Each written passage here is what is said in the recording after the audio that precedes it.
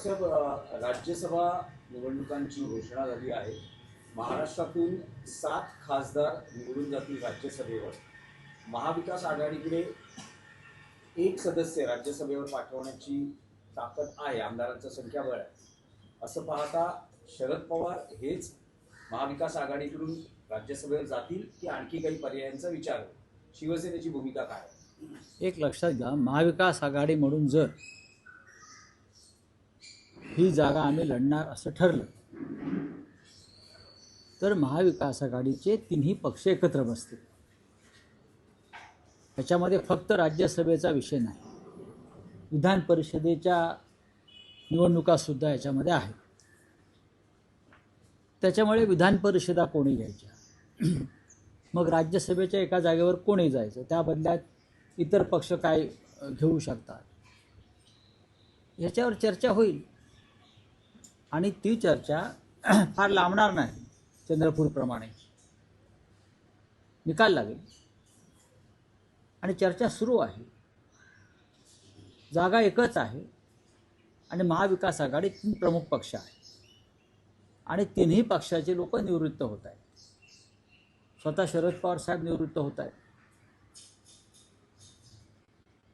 आणि त्यानंतर इतर काही प्रमुख सदस्य निवृत्त होतात. शिवसेनेचे एक सदस्य निवृत्त होत आहेत, काँग्रेसचे निवृत्त होत आहेत.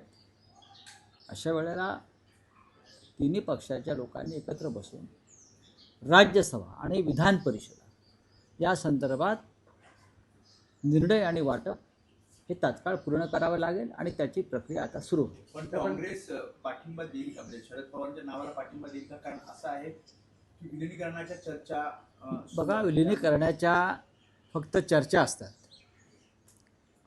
विलिनीकरण झालंय का? चर्चेवरती विश्वास ठेवता येत नाही. बातम्या येतात, अफवा पसरतात, पण या क्षणी शरद पवार किंवा त्यांचा पक्ष महाविकास आघाडीत आहेच, हे सुद्धा नाकारता येणार नाही. त्यांच्या पक्षातर्फे कोणी अधिकृतपणे असं जाहीर केलेलं नाही की आम्ही महाविकास आघाडीचा घटक नाही किंवा आहोत. ते आहेत.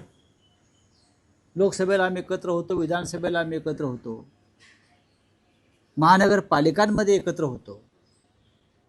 त्याच्यामुळे ते महाविकास आघाडीमध्ये आहेत. काँग्रेस आहे आणि शिवसेना आहे.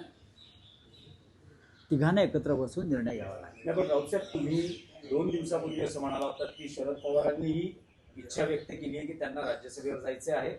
शिवसेना युबीटी, तुम्ही आणि पवारांची चर्चा झाली. तुम्ही माननीय शरद पवार साहेबांशी जेव्हा माझी चर्चा झाली तेव्हा त्यांनी आपली भूमिका आणि इच्छा व्यक्त केली, होय मी राज्यसभेत जाणार आहे, म्हणजे मी उमेदवार आहे, हे त्यांनी माझ्याकडे ती भूमिका व्यक्त केली, इच्छा व्यक्त केली की मी राज्यसभेसाठी उमेदवार म्हणून मी इच्छुक आहे आणि मी निवडणूक लढणार आहे. आता ह्याच्यावर महाविकास आघाडी चर्चा होईल, कारण प्रत्येकाचे सदस्य निवृत्त होत आहेत.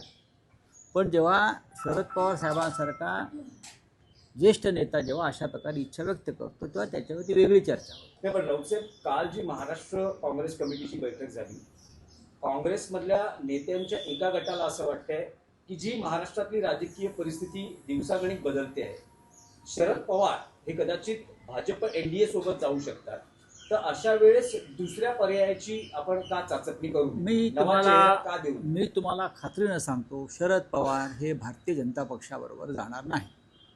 मी त्यांच्या पक्षाचा स्पोक्सपर्सन नाही किंवा नेता नाही, पण मी जे काय पवार साहेबांना ओळखतो,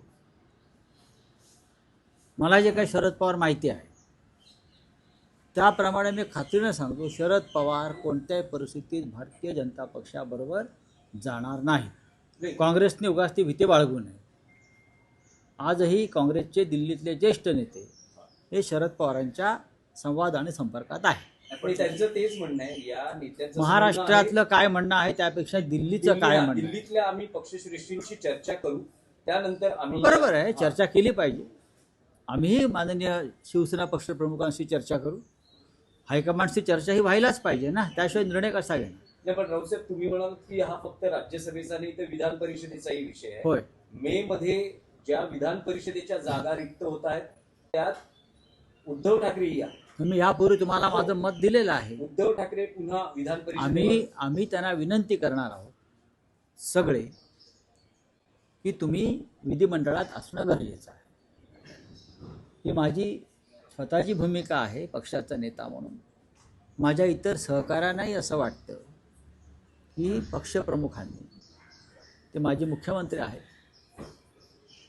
त्यांनी विधिमंडळात असणं हे आतमधल्या आमच्या आमदारांसाठी, संघटनात्मक विधिमंडळातल्या बाबींसाठी अत्यंत आवश्यक आहे. पण शरद पवार म्हटले की मी उमेदवार, तसं उद्धव ठाकरे सुद्धा तसं म्हणजे इच्छुक आहेत किंवा स्वतः उद्धव ठाकरे इच्छुक आहेत का? माननीय शरद पवार साहेबांनी माझ्याकडे जे मत व्यक्त केलं ते मी तुम्हाला सांगितलं.